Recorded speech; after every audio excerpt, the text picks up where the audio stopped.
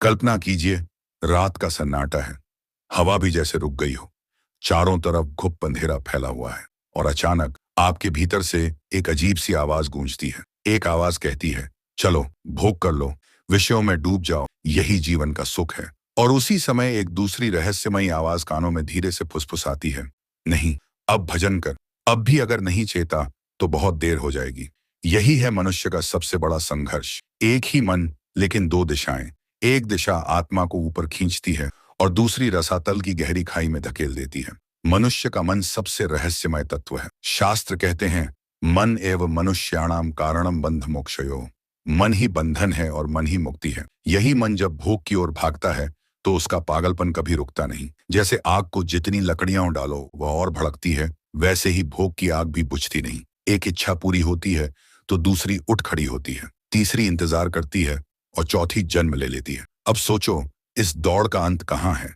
इस दौड़ का अंत है केवल थकावट, केवल निराशा, केवल पाप और पछतावा। महापुरुष कहते हैं, विषय सर्प के समान हैं जो जहर से भी भयंकर हैं। जिस तरह कोई बच्चा चमकीले फूल को देखकर उसके पास जाता है और कांटे से हाथ जला बैठता है, उसी तरह इंसान भोग को सुख समझता है लेकिन अंत में दुख ही पाता है। भोग को देखकर इंसान सोचता है, यही जीवन का असली आनंद है। लेकिन यह आनंद वैसा है जैसे कोई शहद लगी तलवार को चाटे। कुछ मीठा तो लगता है लेकिन जीभ कट जाती है। हर भोग के पीछे दुख छिपा होता है, बीमारी, पछतावा और अधूरापन। संतों ने कहा है, भोग का सुख उतना ही है जितना मच्छर काटने के बाद खुजलाने में मिलता है। थोड़ी देर के लिए राहत का भ्रम होता है, लेकिन उसके बाद दर्द और जलन और बढ़ जाती है। यही कारण है कि जो लोग जीवन भर भोग के पीछे भागते हैं, उनका चेहरा चमक खो देता है, आत्मा थक जाती है और अंत समय में केवल रोना धोना रह जाता है। अब आप सोचिए, जब मौत सामने खड़ी होगी, सांसें अटक जाएंगी, आंखों के सामने अंधेरा छा जाएगा,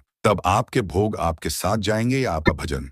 जब शरीर काम करना बंद कर देगा, जब रिश्तेदार रोते रहेंगे लेकिन मदद न कर पाएंगे, जब डॉक्टर हाथ खड़े कर देंगे, तब केवल एक ही सहारा बचेगा, प्रभु का नाम। भजन कोई साधारण काम नहीं है। भजन आत्मा का अमृत है। यह वह दिया है जो अंधेरे में जीवन को रोशन कर देता है। भजन का अर्थ है भगवान का नाम स्मरण, उनके गुणों का गान और आत्मा को उनके चरणों में समर्पित करना। जब मन भजन में लगता है तो धीरे धीरे विषयों की पकड़ ढीली पड़ जाती है। भजन करने से मन स्थिर होता है, पाप धुलते हैं, आत्मा निर्मल हो जाती है। जैसे गंदा कपड़ा साबुन से साफ हो जाता है, वैसे ही आत्मा भजन से शुद्ध हो जाती है। और यह शुद्धता ही असली सुख है। यह सुख न खत्म होता है, न थकाता है। लेकिन अगर आपने समय रहते नहीं चेता तो फिर समझो जीवन बर्बाद। मौत का समय किसी को पता नहीं, और जब मौत आएगी तो फिर कोई अवसर नहीं बचेगा। संत कहते हैं, जिन्होंने जीवन भोग में गंवा दिया, वे मौत के समय कुत्ते की तरह तड़पते हैं। उस अंतिम क्षण में न परिवार काम आएगा, न धन, न भोग, सब व्यर्थ हो जाएगा। उस समय केवल भजन ही आत्मा का सहारा बनेगा। अब उपाय क्या है?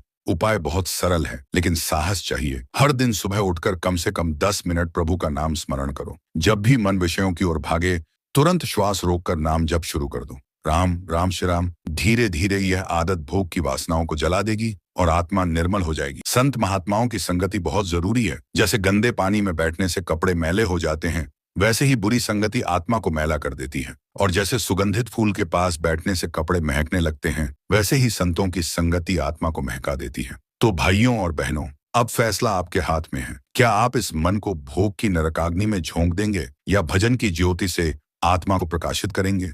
याद रखो, समय निकल रहा है, मौत हर पल पास आ रही है। जागो, चेतो और भजन की राह पकड़ लो, वरना एक दिन बहुत देर हो जाएगी। अगर यह संदेश आपके दिल तक पहुंचा है तो इसे औरों तक पहुंचाना मत भूलिए, क्योंकि हो सकता है आपका एक साझा किया हुआ संदेश किसी आत्मा को नरक से बचा ले और उसे भजन की ओर मोड़ दे।